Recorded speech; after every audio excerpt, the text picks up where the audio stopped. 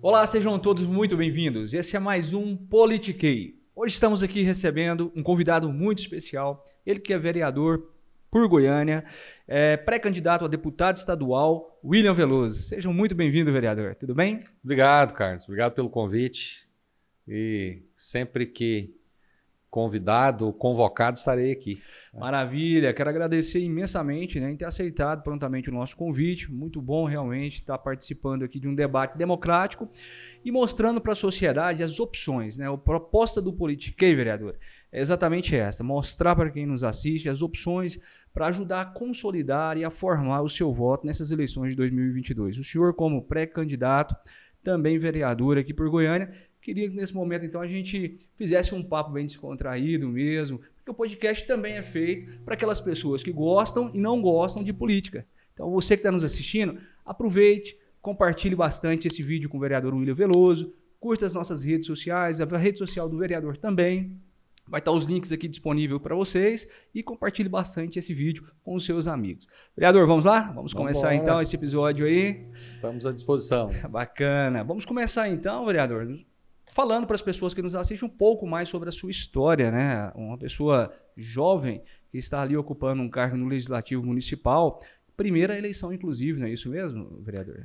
Primeiro mandato, primeira investida, tentativa, E graças a Deus tivemos êxito. E eu acredito muito que pelo segmento mesmo. Agora, como vereador, eu represento a cidade toda, a população toda, não só os goianienses, mas quem vive aqui. Sim. Mas o mote principal que nos levou a ter um sucesso aí foi justamente um projeto nosso, que nós chamamos de Projeto Político PCD. PCD é de pessoa com deficiência. Falta de representatividade até então no Legislativo. Continua ainda no Legislativo estadual, federal, mas por hora solucionamos essa falta aí no Legislativo Municipal. É verdade, concordo. Vereador, como que começou tudo isso? Hoje o senhor existe uma deficiência física, e por isso o senhor está representando, fala em representação de um determinado segmento, que foi realmente um segmento ali que te elegeu, foi realmente aquelas pessoas envolvidas num projeto como um todo. Foi trabalhado isso de uma forma muito ampla aqui dentro de Goiânia. Como é que foi um pouco sobre isso? Pode nos contar como é que foi isso na eleição e tudo mais? Sim. Essa vida voltada aí para buscar os nossos direitos, Sim. Não só da pessoa com deficiência física. Eu sou um usuário de cadeira de roda desde os 17 anos de idade, são mais de 30 anos. Sim. Mas também as outras deficiências, síndromes. Nós temos a síndrome de Down, nós temos o espectro do autismo, nós temos o nanismo, que todos são considerados pessoas com deficiência também. Então, ao longo dessa trajetória, que não foi nada fácil, que encontramos pela frente aí muito preconceito, discriminação, encontramos num primeiro vestibular, depois do meu acidente, com 17 anos eu sofri... O senhor sofreu um acidente com 17 anos de idade. 17 anos. E foi ali que o senhor perdeu as mobilidades, então, Nós não tínhamos arcabouço legal nenhum até então. Foi um acidente de trânsito? Foi um tiro que eu levei. Bala perdida. Bala perdida? Olha só. E ela resvalou numa costela minha e não atingiu a medula. Ela causou um traumatismo na medula devido à temperatura da bala. Isso com 17 anos de idade? Com 17 anos. Como é que ficou a cabeça de um jovem com 17 anos naquele momento ali? A família, um transtorno, Um atleta, jogador de futsal aqui em Goiânia, já trabalhava num banco da cidade, justamente para jogar, para praticar esporte, para representar o banco. Então mas tivemos aí o apoio da família. Eu tinha uma namorada com 6 meses que namorava com ela, é minha esposa, nós temos 30 anos de casado, tenho uma filha de 27 anos, mas enfrentamos a coisa teve muitos perrengues. Entendi. A própria faculdade, a primeira faculdade, 2 anos depois do acidente, com 19 anos, eu prestei vestibular para o curso de economia, numa faculdade até próxima aqui, faculdade de Anguera. Sim. Não tinha absolutamente nada de acessibilidade, sala no 3º andar, sem elevador, sem escada. E foi aí que, de uma forma quase que natural, eu comecei a defender, a buscar os direitos nesse primeiro momento, para mim, Sim. não aceitando a situação que na época existia. Então, acho que inconscientemente eu já estava ali fazendo política já, né, para mim e para os nossos pares também. Exatamente. E daí para frente foi, né, a minha vida profissional, a minha vida pessoal, a minha vida acadêmica, foi toda utilizando uma cadeira de rodas. Na sequência, então, o senhor fez um curso que é economia, depois o senhor formou também em direito, é isso? Isso, eu fiz o curso de economia e o curso de economia me proporcionou uma oportunidade maior para ingressar no mercado de trabalho, Sim. que até hoje é muito difícil, pessoa com deficiência, né? As empresas, infelizmente, muitas não cumprem a lei de cotas, e naquela época não tinha nem lei de cotas, mas o curso de economia me proporcionou isso. No decorrer da minha vida profissional, Sim. 10 anos depois de formado em economia, eu falei, não, eu tenho que fazer o curso de direito. E aí sim, no curso de direito, você estudando leis, né, ordenamento jurídico, Constituição Federal, nós passamos a verificar aí que o segmento precisava de Uma representatividade, né, para poder encurtar o caminho aí no legislativo, no executivo, no judiciário, que temos demandas demais, não cumprimento de determinadas ordenamentos jurídicos, você tem que provocar, judicializar. Sim. Então aí me deu, né, foi o caminho que eu cheguei na Comissão dos Direitos da Pessoa com Deficiência da OAB, Conselho Estadual da Pessoa com Deficiência, Conselho Municipal, e um trânsito muito grande nas outras entidades, porque existe uma vulnerabilidade dessas entidades, agora menos, em relação a ter representantes que buscassem esses direitos para os outros pares. Sim. Então foi uma coisa construída dentro de uma... Eu costumo dizer que a representatividade, quando você tem a teoria e a experiência na prática, ela facilita muito você entender o próximo muito rápido. Sem dúvida. Então, nós temos vários legisladores, vários parlamentares com boas intenções, mas falta ali a prática. Para você passar para um parlamentar, você que não tem, um exemplo, não tem vivência, sim. Demora você pegar, por mais que você queira entender do assunto. Agora, uma pessoa que já tem, que dorme usuário de cadeira de roda, acorda usuário de cadeira de roda, ele tem mais facilidade em entender o que os pares querem. O senhor está falando em algo muito importante. Inclusive, né, eu acredito que em vários outros segmentos, por exemplo, também como a mulher, que precisa de uma maior representatividade. Sem dúvida. Mas, de fato, né, esse segmento que os senhores me chamam de PCD, pessoas com deficiência, precisa mesmo de mais representatividade no Brasil como um todo. Sim, se não me falha a memória, no Legislativo Goiano, eu lembro do Irã Saraiva, que nos representou muito bem, inclusive foi senadora, né? Sim. E tudo mais. Depois teve a Cidinha Siqueira, mas não lembro de outro nome. Teve? Não, a Cidinha foi 2 mandatos como vereadora. Foi secretária do Paulo Garcia, foi não foi? Secretária de mobilidade. Mas depois são 10 anos que nós estávamos sem um representante. E esse movimento nosso, ele é inédito, ele não é nem semelhante aos 2 nomes que você citou, que são pessoas que estão na história aí do segmento. Mas agora foi um consenso entre a maioria das entidades, para se evitar de fragmentar votos com várias pessoas postulando nome com legitimidade, pessoas com deficiência, mas aí fragmentava-se os votos e ninguém conseguia. E tem acontecido isso também no Legislativo Estadual, que é o que a gente está buscando agora, ampliar esse projeto com esse modelo para a possibilidade de aumentar. Entendi. Só para você ter uma ideia, Sim. Goiânia tem mais de 200 mil pessoas com algum tipo de deficiência. Só Goiânia. E o estado de Goiás todo, aproximadamente 600 mil pessoas.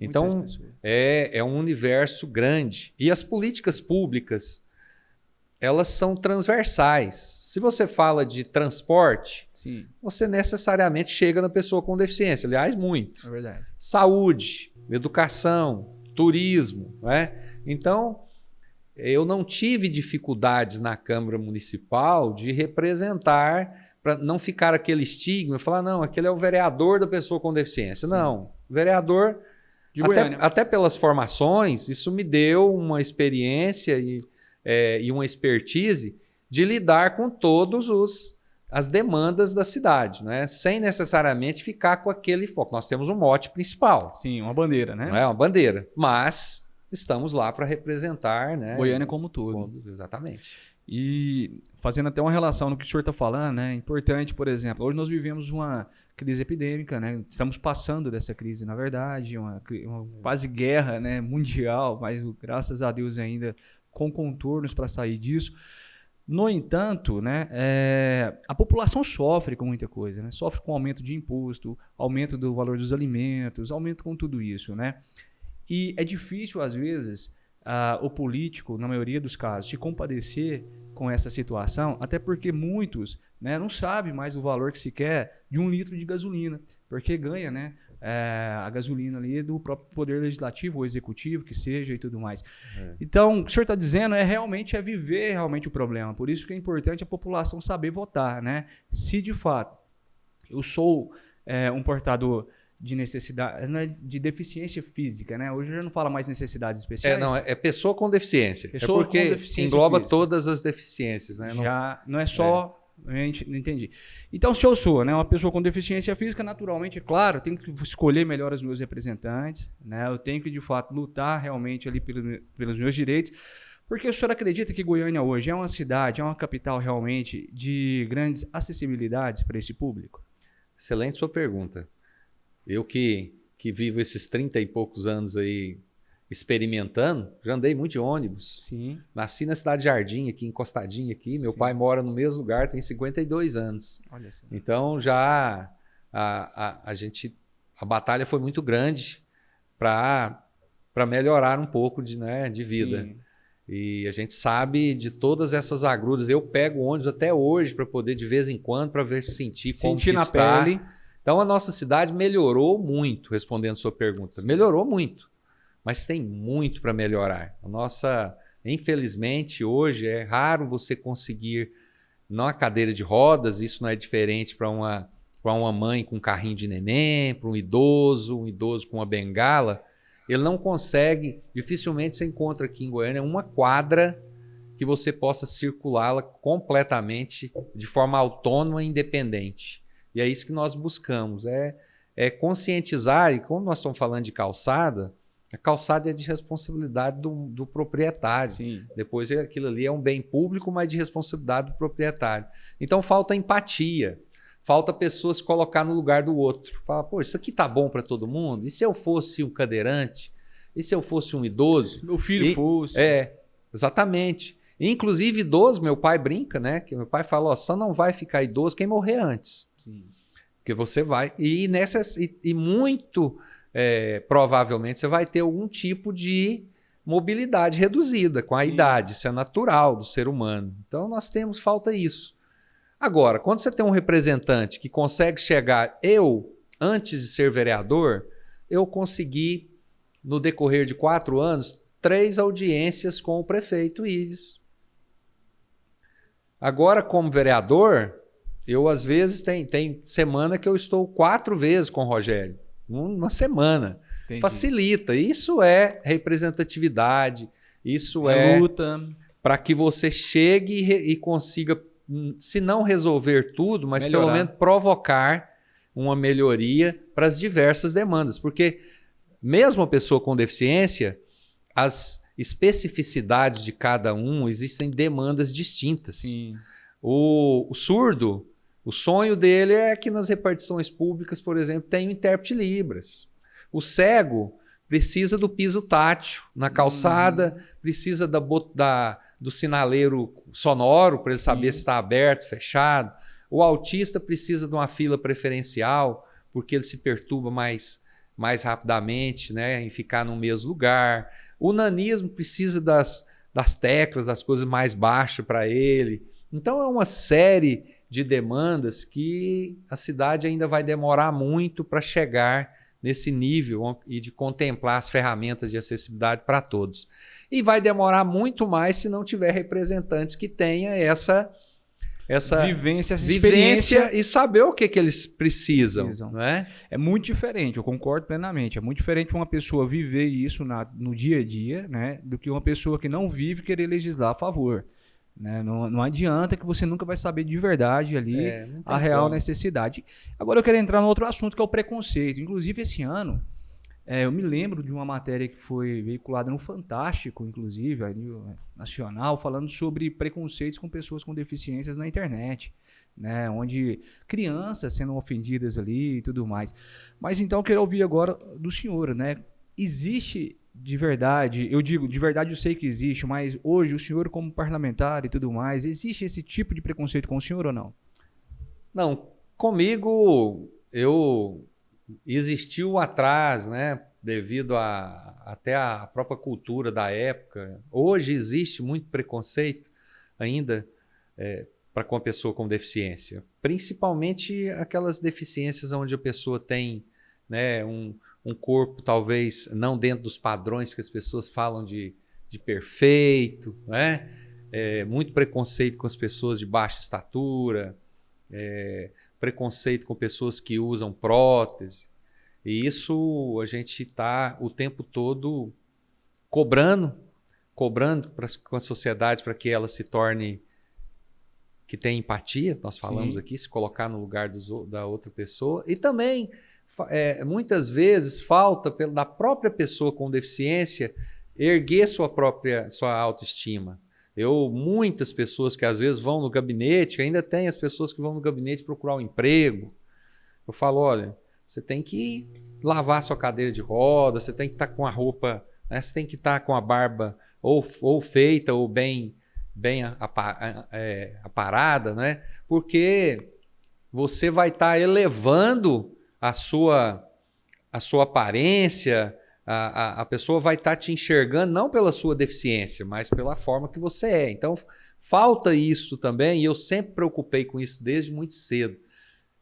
Todo mundo tem que ter vaidade, todo mundo tem que gostar de si mesmo, né? Então, é um conjunto de ações que levam a pessoa a ter, né, a sofrer menos preconceito, menos discriminação. Muito está ao alcance dela e a maioria é a sociedade mesmo que tem. Ainda, né? Tem muitas pessoas que parece que eu não tenho tempo para resolver os meus problemas e tem gente que ainda sobra tempo para ficar observando os outros. É lamentável isso. Isso é verdade. Essa matéria que você comentou comigo, só para complementar, eu assisti, ela é recente. Inclusive teve uma pessoa lá do Rio de Janeiro que eu tenho contato pelas redes sociais e é uma coisa que a gente abomina e quer ver a nossa sociedade livre disso. E tem o capacitismo também. Eu não sei se você já ouviu algo sobre isso. Não ouvi. O capacitismo, ele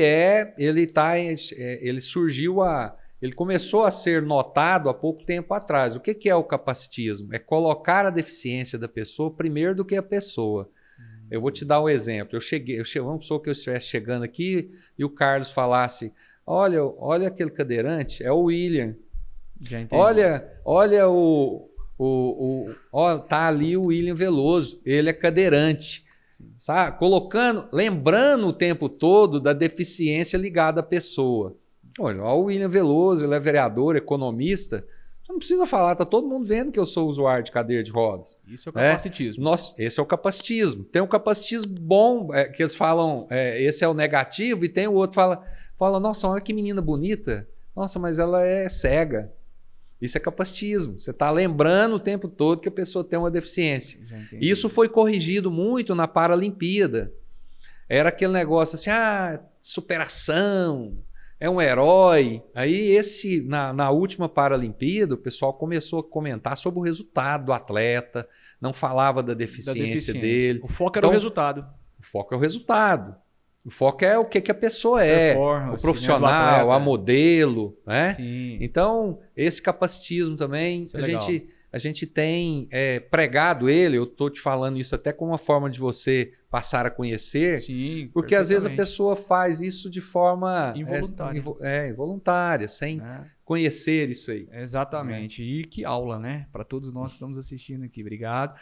E, vereador, agora como legislador, né? O senhor falou, por exemplo, agora há pouco sobre uma deficiência das pessoas em cuidar bem da calçada, né? Que não é um dever do poder público, mas sim do dono daquele imóvel. Não seria, então, o caso do poder público criar leis para punir essas pessoas que, de repente, não cuidam das calçadas, porque o poder não pode chegar lá, a prefeitura, e simplesmente pavimentar ou arrumar a calçada na casa de alguém. Mas ela pode, de repente, criar meios de fiscalizar, ou não?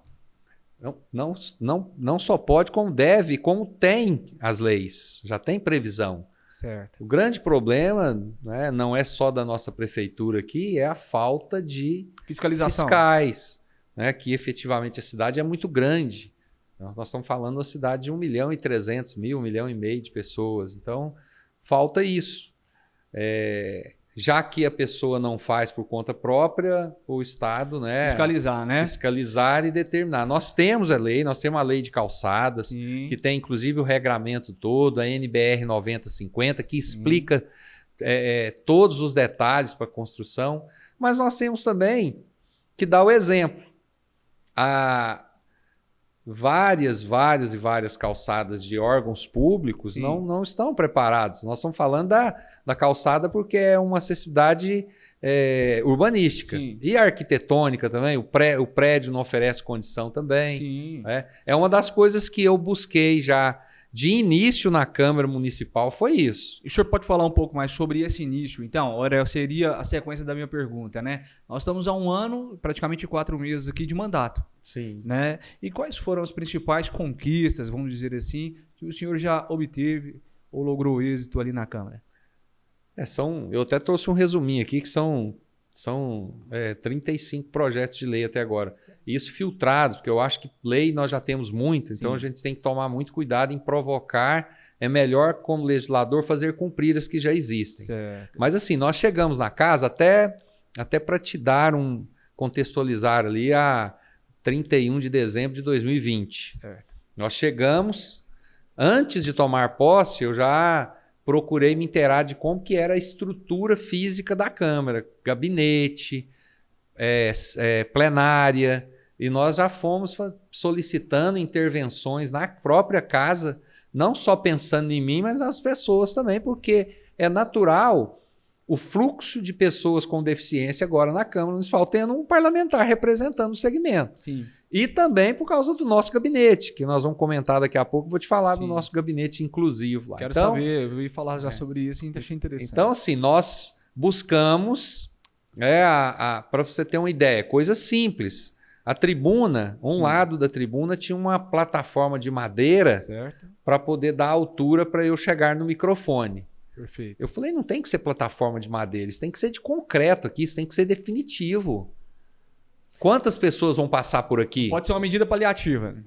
Então fizeram, é tudo carpetado, eu falo, tira o carpete, bota outro. Aí estacionamento interno próximo dos elevadores. Isso não é regalia, é direito. Isonomia. O que é isonomia? Tratar os desiguais de forma desigual na medida da sua desigualdade. Se você tem uma forma de compensar uma deficiência, você tem que fazer isso. Sim. Então fizemos isso, colocamos... A casa agora está munida de piso tátil, porque eu cego, muitos colegas meus começaram a chegar, falaram, William, até a entrada da Câmara, beleza, depois eu estou perdido aqui dentro, eu preciso chamar alguém porque eu não sei onde eu estou. Mas está errado. Então agora vai até a porta dos gabinetes, plaquinha de braille sendo colocado nos elevadores, nas escadas, rampas, né? Isso tudo está pronto. Que legal. Porta de banheiro, de gabinete que pessoa com mobilidade reduzida aumentadas para o tamanho padrão. Isso é o mínimo que eu tinha que fazer. Já de início, né? Na minha casa, onde eu vou receber, né, as pessoas, os pares que necessitam. E pela cidade nós estamos implantando aí. Temos um projeto com a CEINFRA, programa que chama pequenas obras, grandes resultados. Certo. Nós, em Goiânia, Carlos, nós temos situações assim, de um lado tem uma calçada com a rampa, do outro lado a calçada com a rampa também, com aquele rebaixamento. Mas o meio-fio da ilha, alto, aí a pessoa não consegue, a não ser aqueles locais que tem faixa, Sim. mas no local normal não tinha. Aí a pessoa chegava ali, ele tinha que voltar, perigoso ser atropelado, e coisa de intervenção simples. Você rebaixa a ilha, faz O acesso, né? o acesso, aquilo ali é legado, aquilo vai ficar décadas e décadas, é concreto. Então nós estamos fazendo isso, já tivemos quase 1.000 intervenções dessas na cidade nesse 1 ano e 4 meses. Que legal. É uma informação pouco, boa que eu não sabia. É pouco para uma cidade de... Mas para quem não tinha nada. Para quem não tinha nada. E daqui 4 anos, se nós chegarmos em 5.000, aí você já começa a ver mais locais acessíveis do que inacessíveis. Entendi, Né? Isso na parte... E cobrando também o passe municipal. O passe municipal não tinha rampa, não tinha elevador em determinados locais. Olha, eu vou frequentar aqui, outros pares meus vão frequentar, a população geral vem aqui, por que ela não tem acesso? Então, essa representatividade ela é extensiva. A Secretaria de Mobilidade foi inaugurada, no dia da inauguração eu cheguei para o secretário e falei, mas cadê o elevador? Ah, é porque a obra foi entregue, mas nós vamos fazer o elevador depois. Eu falei, depois não. Quanto tempo você vai colocar o elevador? Passar 2 meses, me chamar para a inauguração do elevador. Outras secretarias que estavam com os elevadores estragados já estão funcionando. Então, é uma forma de a gente colaborar para que as coisas comecem a funcionar. Né? Certo. E em relação aos projetos de lei que você me perguntou, favor. Sim. nós temos projetos de lei voltados para a pessoa com deficiência, mas também para a população em geral. Então, eu até trouxe aqui, porque são vários. Né? Sim. A época da pandemia, nós tivemos vários locais, comércio fechado, e não eram considerados atividades essenciais. Você deve ter presenciado, por exemplo, ferragista fechado. Primeiro, ferragista, ninguém faz fila para ir em ferragista. Já viu alguma ferragista aí com fila na porta para entrar? Não tem. Só que o cidadão dentro de casa, com a ferragista fechada, um cano que estourasse, molhava a casa dele inteira, inundava a casa dele. Chuveiro queimou. Chuveiro, um vaso que quebrou. Vaso. Aí nós conseguimos que várias atividades aqui fossem consideradas essenciais para não, numa eventual necessidade de fechamento, não só pela pandemia, mas para qualquer outro tipo de eventualidade assim que tivesse que fechar, né? Não acontecesse isso mais. Certo. Uhum. Nós temos um projeto que esse é muito recente. 20% das árvores plantadas em espaços públicos, elas têm que ser preferencialmente frutíferas e frutas do cerrado. Já entendi. É uma forma da gente trazer um pouco, né? Deixa eu resgatar. questionar alguma coisa em relação a isso. Inclusive, vi na televisão já algumas vezes que algumas árvores frutíferas, né, estavam derrubando motoqueiro aqui em Goiânia. Ela não é frutífera, não. Aquilo a gente não pode comer, não. É o jamelão. Né? O jamelão? O jamelão. Já entendi. Então, não tem nenhuma relação com esse tipo de árvore. Mas e muito menos também no meio daquelas ilhas. Né? Nós temos no projeto uma observação que não seja no meio da ilha. No meio da ilha, vamos colocar lá um IP, né? Uma coisa assim mais... Fica igual melhor, está fazendo né? agora na agrovia Castelo Branco. Sim. Vão ser plantadas árvores do cerrado. Perfeito. Ali, perfeito. Mas vamos lá, pode destacar os principais projetos. Nós sabemos da veia goianiense da música sertaneja. Então, vários cantores sertanejos, inclusive a nossa, né, saudosa Marília Mendonça, que ia ser a madrinha do projeto, nós instituímos. Goiânia tem um título agora de capital nacional da música sertaneja. Sim. Barretos estava quase que na frente nisso aí. Então, nós chamamos esse protagonismo para nós. Que legal. E as outras... É um projeto de sua autoria? Já virou lei? Já foi sancionado. Né? Já. Tivemos voltado para a pessoa com deficiência. Foi sancionado o ano passado e já usufruímos disso esse ano. Nós tivemos agora em abril, do dia 2 ao dia 8, a Semana Municipal de Conscientização sobre o Autismo. Então, teve diversos eventos já devido tanto no privado como no público, devido ao fomento dessa lei. Nós temos um dado muito preocupante. Sim.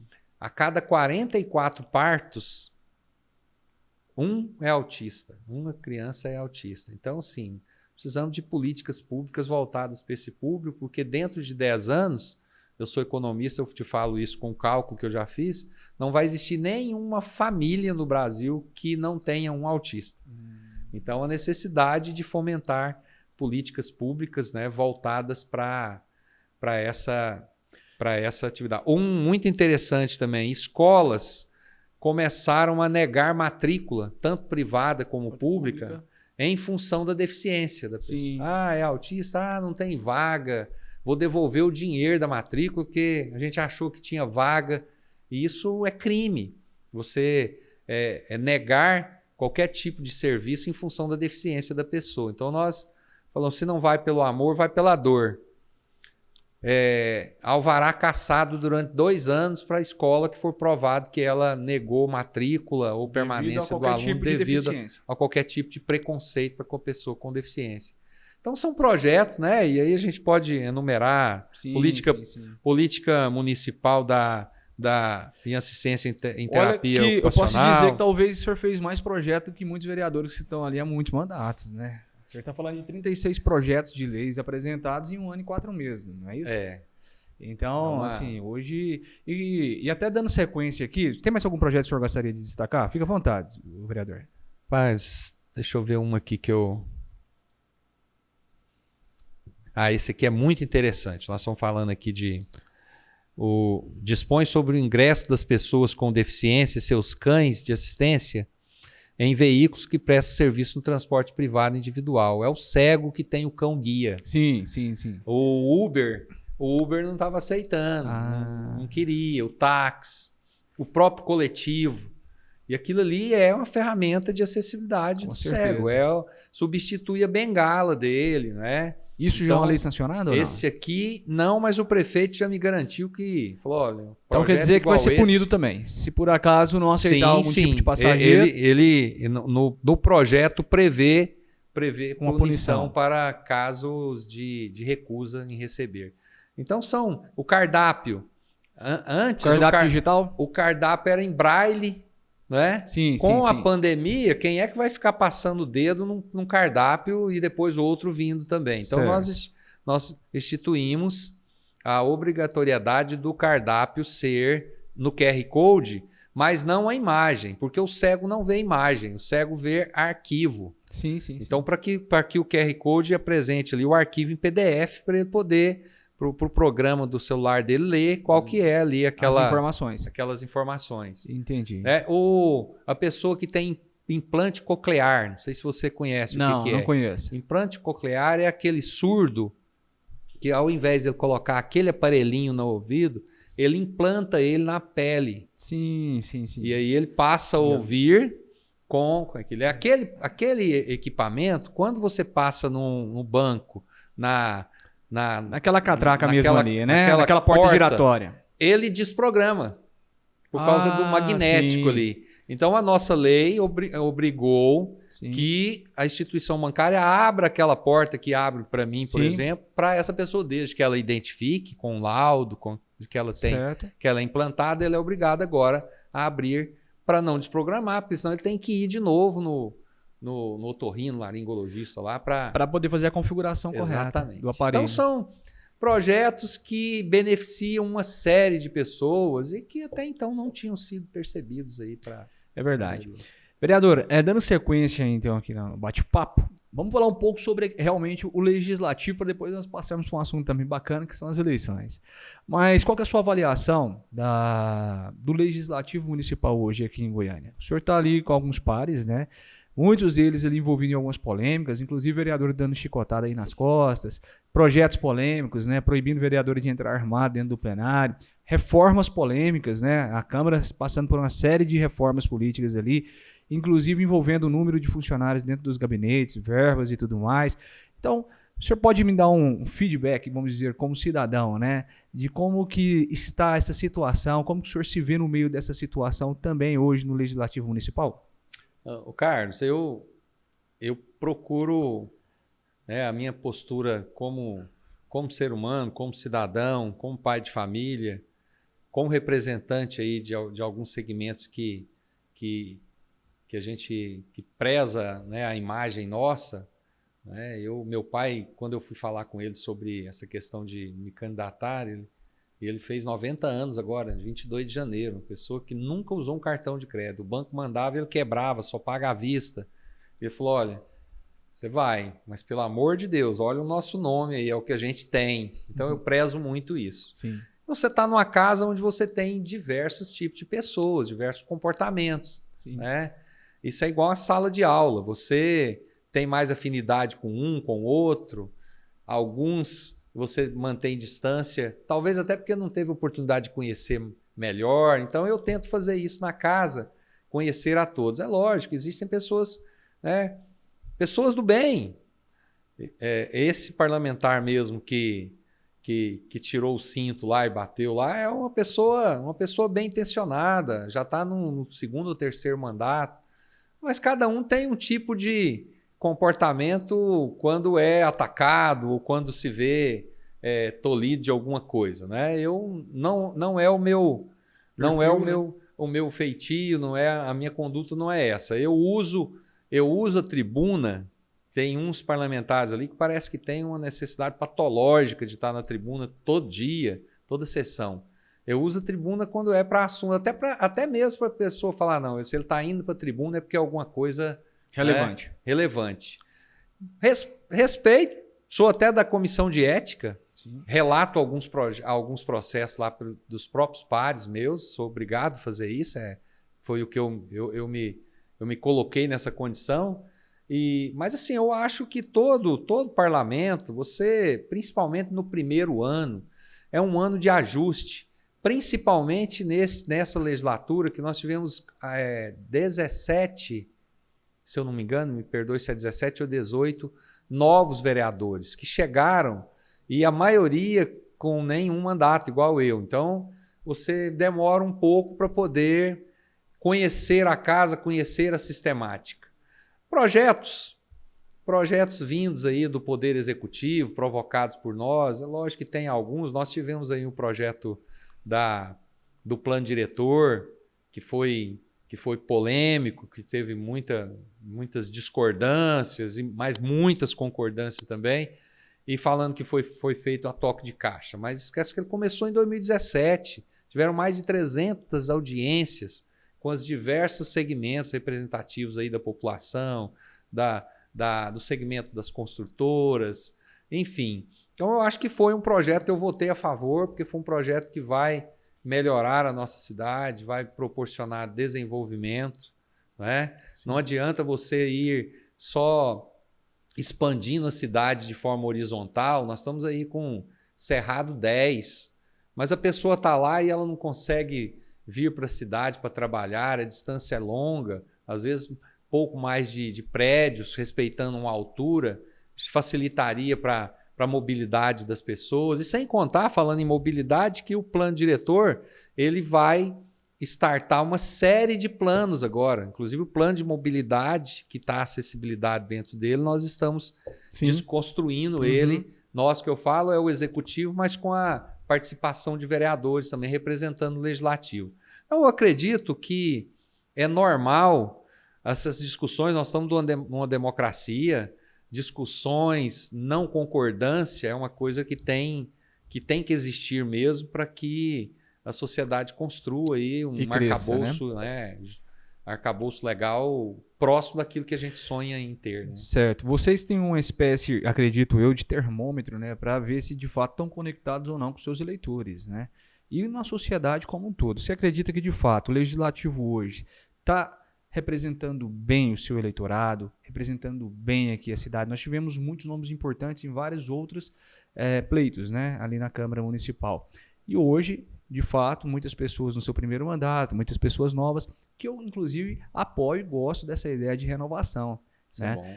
Por outro lado, temos vereadores ali, né, decanos já, né, com 10 mandatos ali, e que, sinceramente, não tenho nada contra desde que esteja, de fato, trabalhando e desenvolvendo um bom trabalho aí para a população em geral. Mas o senhor sente que, de fato, né, tem esse termômetro? Vocês sentem que, de fato, estão fazendo? Até porque, estou te fazendo essa pergunta por quê?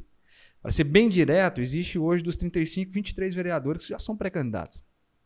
Ninguém Isso. vai ser pré-candidato se achar que está ruim ou se o cenário não é favorável, né? Então, hoje existe, de fato, esse termômetro ali na Câmara. A Câmara se sente hoje, ou sente que está fazendo um bom trabalho aqui em Goiânia? Olha, eu te respondo por mim. Sim. Nós temos todo um trabalho de pesquisa. Sim. A nossa bandeira, eu não tenho rejeição. Eu já não tinha, antes isso era natural, porque eu não tinha mandato, então Sim. nós tivemos uma facilidade na campanha, facilidade assim, no sentido de não ter uma rejeição declarada nas redes sociais, enfim. E a gente está mantendo isso até porque a gente está atendendo o nosso público principal. As pessoas estão satisfeitas com o mandato, tanto é que não sou eu, são o próprio segmento que está conclamando aí que a gente pleiteie uma vaga na Assembleia para expandir, né, essa atuação, né? essa representatividade. Mas a sociedade em si, ela é muito descrente da política e não deveria. Eu converso isso muito, a minha filha tem 27 anos e ela fala, não, pai, eu não vou votar, não, política é tudo igual. Aí eu falo, olha, quem não gosta de política vai ser governado por quem gosta. Né? Ele vai estar lá. Então, você tem que gostar para você colocar pessoas que realmente te representem. Então, assim, existe uma ideia muito errada. Primeiro, pensa que vereador, vou trazer para o cenário local, pensa que vereador tem uma remuneração fabulosa. Estrondosa. Pensa que cada projeto daquele aprovado ali tem uma compensação não sei de onde. Literalmente parece que corre uma sacolinha lá de dinheiro, entregando dinheiro para nós. Como advogado, sim, eu tô com saudade, porque tem um ano que tá por conta dos sócios. Mas assim, falando eu como vereador, eu não estaria... eu não daria conta de formar minha filha numa faculdade de medicina. Entendi. Não teria dado conta de comprar uma casa própria. Entendi. Então, assim, não é aquilo que a sociedade... eu cobro muito isso da própria Câmara, do próprio presidente. Fala, presidente, precisa utilizar a verba de publicidade aqui com propagandas para mostrar para a sociedade o que é a Câmara. Trazer a população para dentro também da Câmara, o dia a dia do vereador, o tanto que ele trabalha. Você falou em combustível. Sim. Nós temos uma cota de combustível lá mensal. Que não dá nem para 10 dias para mim. A quantidade de demanda que eu tenho, das locomoções que eu faço, eu banco do meu bolso. Na cota não dá. Se tem vereador que não utiliza tudo ou que é suficiente... Não é o seu caso. Não é o meu caso, porque as demandas são muito e não dá mesmo. O carro que eu tenho da Câmara lá, a maioria das vezes ele está estragado, eu uso o meu, porque é um carro já que tem mais de 7 anos de uso. Sim. Nós mesmos não aceitamos lá uma renovação para a gente poder fazer um estudo melhor, se compensa mais adquirir ou se compensa mais locar, né? Então, assim, existe essa pecha de que político só mama nas tetas do governo. Existem bons políticos. Sim.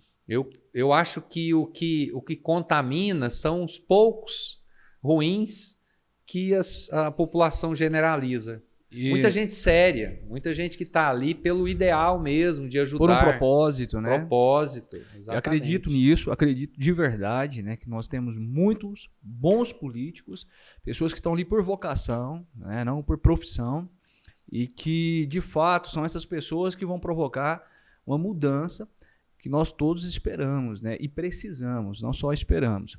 Mas, infelizmente, existe, claro, essa percepção, principalmente por muitas condutas de alguns pares. Sim. É normal que isso ocorra, né?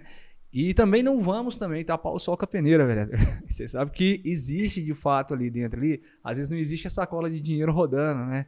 De uma forma explícita, mas um colega, o Felisberto Tavares, esteve aqui também nesse podcast, falando que recebeu uma proposta de R$300 mil para votar o aumento do IPTU na gestão do prefeito Elis Rezende, Paulo Garcia.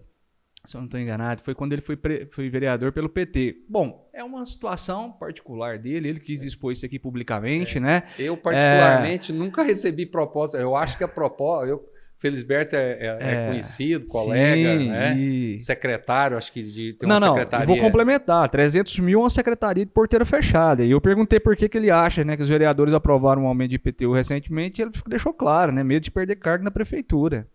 Né? Então, assim, de forma nenhuma, né? Não quero dizer que o senhor participa ou não de uma situação como essa, até porque acredito... Eu já te declaro aqui que pode fazer qualquer tipo de investigação aí que não vai encontrar. Acredito, de fato, ali que tem muitas pessoas sérias lutando por uma proposta séria aqui para nossa cidade e tudo mais, né? Eu acho que talvez, provavelmente, essas propostas não chegam em quem o corruptor... percebe que ali ele não vai ter sucesso. Sabe onde chegar, né? Exatamente. Sabe em quem propor, né? Exatamente. Acho que é por aí. Faz sentido, sim. Eu acredito. Nós temos, até em relação a essa questão de cargos. Sim. Quando eu iniciei o meu mandato e o nosso partido está fazendo parte da base do prefeito, naturalmente eu cheguei para ele e falei, prefeito, nós temos uma Secretaria de Direitos Humanos que tem uma superintendência dos direitos da pessoa com deficiência e 2 gerências. Sim. Eu queria muito poder indicar os nomes para essa secretaria, porque eu vou indicar pessoas com deficiência, profissionais da área, e não indiquei, porque ele falou, não, perfeitamente, nada mais justo.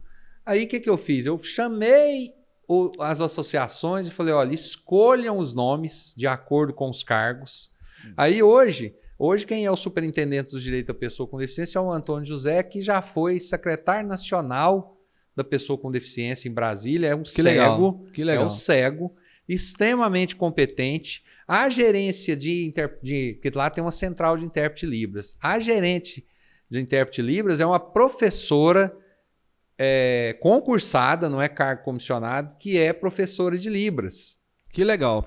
Isso é importante fazer. Para você ver, assim, a minha preocupação foi de colocar pessoas, não para alojar ninguém, para colocar pessoas que contribuíssem com o nosso segmento e com a máquina pública. Está preparado tecnicamente para ocupar aquele cargo. Eu não vou chegar...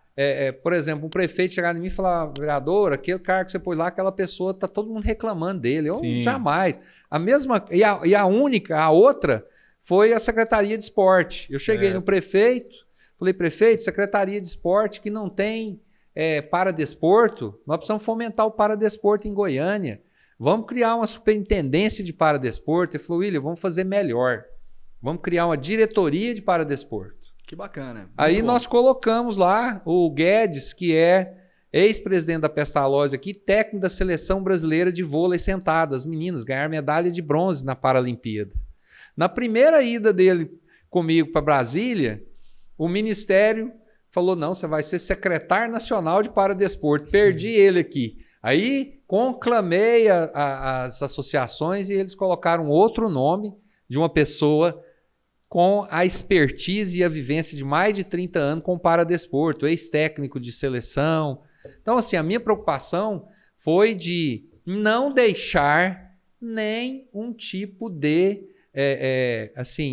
motivo para que a pessoa falasse, o vereador está colocando alguém. A minha esposa é servidora pública do Estado, concursada.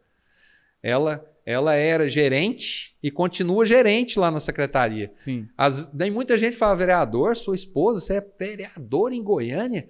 A sua esposa tinha que ser a secretária ou superintendente. Olha, o dia que fizerem um convite para ela, vai ser pelo mérito dela, não vai ser por indicação minha, porque eu não vou fazer isso, eu não quero. E teve vereador aqui que foi... olha, vereador, pois tem a mulher que tem um cargo, tal, eu não faço isso. Entendi. É importante também dar visibilidade, sim, para esse tipo de postura, né? Normalmente divulgamos somente aquelas coisas ruins que os parlamentares fazem, né? Mas acho muito importante divulgar, dar visibilidade para isso, sim, porque é o tipo de política que nós precisamos. Precisamos de pessoas técnicas, como o senhor mesmo disse lá no início da nossa conversa, pessoas que têm experiências de vida também para ocupar aquele cargo ali e saber sentir na pele o que as pessoas precisam, né? Dentro daquele segmento. E eu não sei se você notou, 4 cargos. 4 cargos.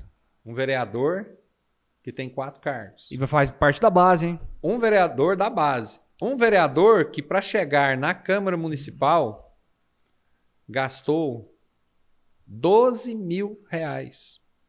8.000 que o partido me passou e 4.000 de uma doação de um amigo meu, empresário, cadeirante, que me ligou, pediu o número da conta do TRE. Falou, William, pensei que ele ia pôr R$ 500 lá e depositou 4.000 para mim. 12.000, Carlos. Tem vereador que foi eleito ali e gastou R$ 1 milhão. Sim, é verdade. Tem vereador que não foi eleito, que gastou 800, 500 mil. O nosso mandato, a nossa ida para lá, a nossa eleição foi primeiro a Deus e segundo pelo movimento e pelas pessoas afetas à causa, que acreditaram. É verdade. Então, para você ver a responsabilidade e o tanto que é, assim, tem vereador que brinca, chega e fala, eu acho que isso vai para o Guinness Book, se for fazer uma pesquisa aí, não tem jeito de ser menos do que isso. Isso é verdade. Então, para você ver que foi realmente pelo... Não vou vender o carro que eu demorei décadas para dar conta de comprar para poder pôr em política, para fazer... Pô, a pessoa me escolhe, né? E a nossa pré-candidatura para deputado estadual também, ela está sendo pautada com esse modelo. Nós vamos buscar apoio da população que quer... Se chegarem, se a maioria decidir que quer uma pessoa lá, né, dando continuidade nesse projeto, vamos fazer isso, senão... É o candidato do povo, não de si próprio, né? Sim. E complementando e só finalizando também, citei o nome aqui de um participante, Felisberto Tabar, quero deixar claro, só finalizando o que eu quis dizer, né? Que ele não aceitou a proposta, tá aí no podcast gravado, tá bem? Eu tenho certeza, eu conheço a índole do... Foi feita uma proposta, no entanto, não foi E é um defensor lá na Câmara, enquanto nós não tínhamos um representante, defensor dos direitos da pessoa com deficiência. Exatamente. Lá. E procurava muitas vezes, me procurando conselho, isso aqui tá certo, vamos fazer assim. Ouvindo de fato, né, a parte que mais precisa. Então é isso aí. Felisberto, um abraço. Tá aí disponível também no nosso YouTube aí o episódio com o vereador Felisberto Tabar, ex-vereador, né, agora pré-candidato. E dando uma pausa rápida aqui, só quero pedir a vocês que estão nos assistindo, se tá curtindo, compartilhe aí com todo mundo. Curta bastante as nossas redes sociais, faz um print aqui da tela, envia isso aí no grupo da família, envia aí para os amigos, né? Acho importante a pauta que está sendo discutida. É um dos poucos, ou talvez não conheço o outro, representante político da classe PCD, pessoas com deficiência. E então sintam-se à vontade para nos ajudar compartilhando bastante, seguindo também o vereador aí nas redes sociais. Dando continuidade aqui, vamos falar sobre eleições, vereador. O senhor falou de um projeto que iniciou ali na sua última eleição, foi eleito com 1.972 votos, gastou R$12.000 apenas numa campanha realmente, né, surpreendente, né? Gastar apenas isso numa campanha política. E, no entanto, a minha pergunta é, o senhor tem 1 ano e 4 meses de mandato, né? Então o senhor vai cumprir aí 2 anos de mandato caso seja eleito. É o momento certo para fazer essa transição? Eu acredito que na sua cabeça sim, até por isso o senhor está enfrentando agora esses desafios. Mas não é muito pouco tempo, inclusive para fazer mais por Goiânia, para essa classe que realmente precisa, né, e que confiou o voto no senhor para vereador? Nós fizemos eu mesmo fiz esse questionamento para o grupo. Sim. E o grupo entendeu, quando a gente fala representantes das diversas associações, sim, que primeiro que Goiânia faz parte, é a principal cidade de Goiás. Então, uma pessoa subindo para um eventual cargo aí de deputado estadual, ele vai continuar ele vai abarcar todos os municípios, inclusive Goiânia. Fazer o que o senhor está fazendo em Goiânia, no entanto. Que por ser uma capital, já existe todas essas carências que nós comentamos aqui, sim, anteriormente, o interior é muito mais. Tem cidades aí que não tem absolutamente nada de política pública. Então, está carente. Então, as associações aí de municípios, nós mapeamos aí quase 100 municípios, porque não dá para, em um espaço curto de tempo, conhecer todas as especificidades, conheço praticamente todos os 246 municípios, mas não com as suas especificidades, particularidades, deficiências, não é? No sentido de necessidade de infraestrutura, de políticas públicas. Então, a gente vê que o momento é esse para já que o projeto foi exitoso, né, a responsabilidade dele cresceu bastante. E, segundo o grupo, esses 2 anos aí que vão ser completados aí até menos de 2 anos, né, em outubro vai ter menos de 2 anos, Sim. ele vai contribuiu e vai continuar contribuindo para a minha visibilidade. Entendi. Então, a possibilidade de êxito de um projeto desse com um parlamentar, né, que tem mandato, Sim. ele é maior. E depois, passado 1 ano e pouco depois, em tese, uma representação na Assembleia Legislativa vai ter mais facilidade para eleger um vereador do segmento. Até porque o projeto aí sim vai estar consolidado e tudo que dá certo, tem muita gente que gosta de ir para onde está dando certo. Né? Com certeza. Então vai consolidar e vai solidificar o processo para que a gente faça um vereador. Perfeito. E aí a gente começa a ter a busca da tríade nossa, que é vereador, deputado estadual e deputado federal. Quem que é o candidato a deputado federal? O senhor está fazendo uma dobradinha aí para...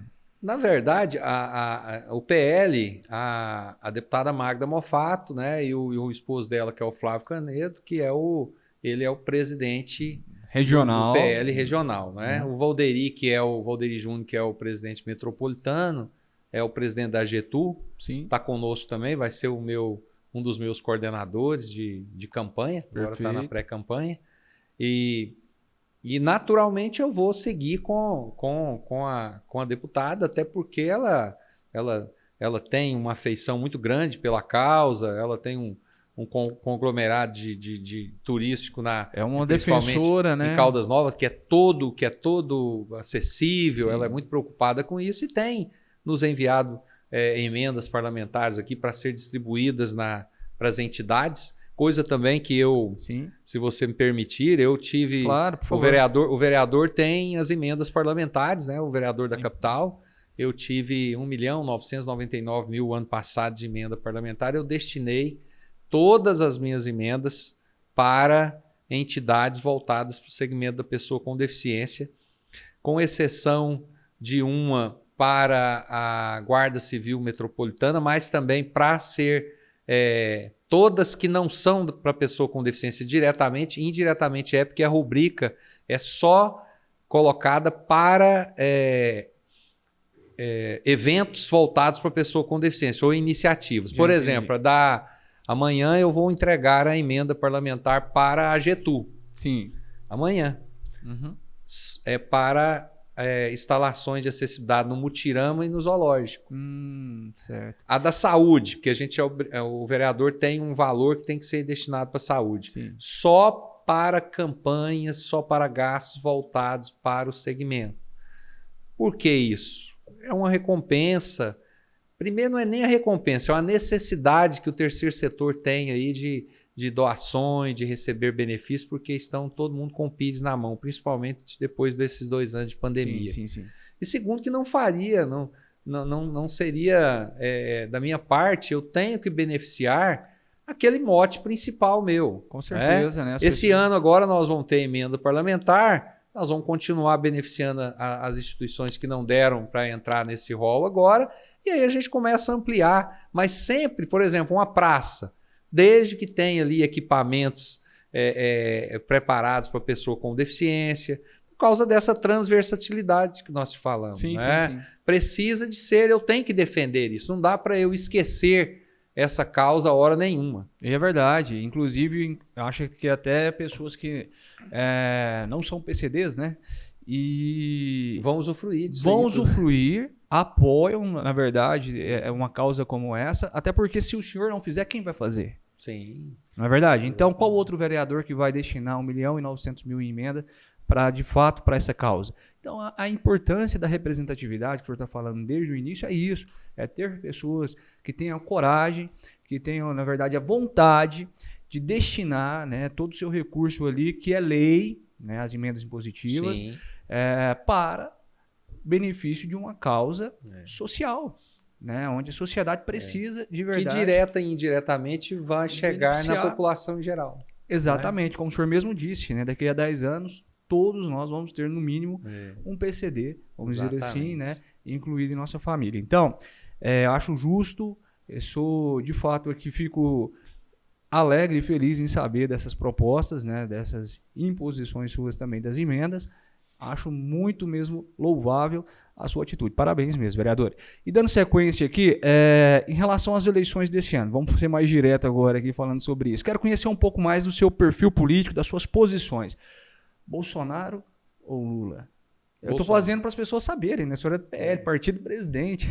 Bolsonaro. Bolsonaro, primeiro, segundo turno, fechadinho com o Bolsonaro. Sim. O senhor tem um perfil mais ligado à direita conservadora, vamos dizer assim?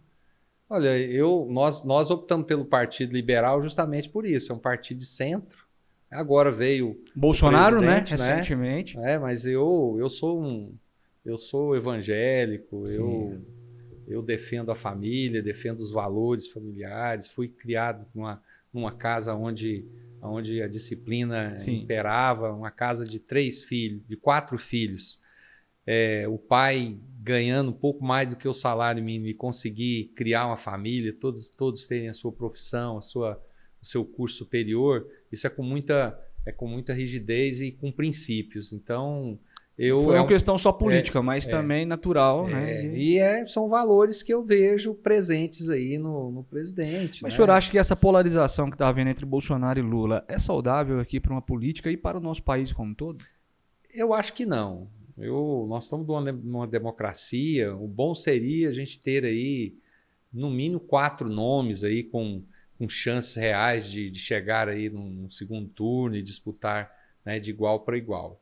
Mas, infelizmente, a história trouxe para esse momento, né? Eu acho que a sociedade vai evoluir aí, que nas próximas eleições nós vamos ter esse cenário aí que a gente tanto sonha. Perfeito. Trazendo para o cenário regional, então, o seu partido também tem um pré-candidato a governo do estado, o Major Vitor Hugo, não é isso? Sim. E como é que está sendo construído isso, então, dentro do PL? Eu te pergunto porque, como integrante do partido, membro do Legislativo, já deve existir uma conversa com o senhor ou não sobre apoios e tudo mais. No entanto, eu vejo também por parte ali dos líderes do partido, né, não sei se é preferência, mas uma aproximação muito grande ali com o projeto Gustavo Mendanha, né? Então, como é que está sendo construído isso dentro do PL? Existe ali dentro uma divisão, um partido rachado ali mesmo ou não, vereador? Olha, eu não vejo que está rachado, não. Existe muito um compasso de espera para ver como que a coisa vai se desenhar. Esse ano é um ano muito atípico devido à possibilidade que o TSE regulamentou aí de união de partidos. Então, a gente ainda não entendeu qual que vai ser a dimensão disso aí. Até 31 de maio vai poder existir essas fusões. Então, hoje está sendo muito assim, eu tenho contato com o Gustavo, é uma pessoa que eu tenho uma amizade já de mais de uma década, quase 2. Conheci o Major Vitor Hugo ainda numa solenidade, não tive ainda com ele, já tive convite, mas coincidentemente eu tinha uma agenda e que não me permitiu estar junto com ele, mas quero sentar com ele, já tenho acompanhado, né, a pré-campanha dele, toda a preparação dele nesse sentido, e eu vou seguir as diretrizes do partido. Eu sou PL, estou no PL, sou PL, o que as diretrizes do partido determinar, né? Nós temos a nossa campanha própria, que as pessoas são afetas a nós, vão seguir conosco, mas a gente tem, o partido é que vai me propor. Não existe eleição independente ainda, avulsa, né? Mandato avulso ainda, então nós vamos seguir. Partido, né? Preciso do partido, né? Então nós vamos seguir. Caminhar junto com o partido. Caminhar junto, respeitando todos. Tenho Carlos, a nossa política, as nossas demandas voltadas para o nosso segmento, elas são demandas políticas, elas não são partidárias. É lógico que em determinado momento a coisa funila e você tem que ter, né, seguir as diretrizes do partido. Sim. Mas isso me levou nesses anos todos, aí, até antes do mandato, a ter um fluxo muito bom com todos os partidos. Tanto é que para a nossa campanha Na primeira, eu fui procurado por todos os partidos aqui de Goiânia. Nós optamos aí para aquele partido que tinha mais familiaridade com a causa, sim, questão do coeficiente eleitoral, tanto é que nós acertamos. A chapa, né? O segundo partido que eu teria escolhido, eu teria sido eleito também. Que legal. Então, assim, nós temos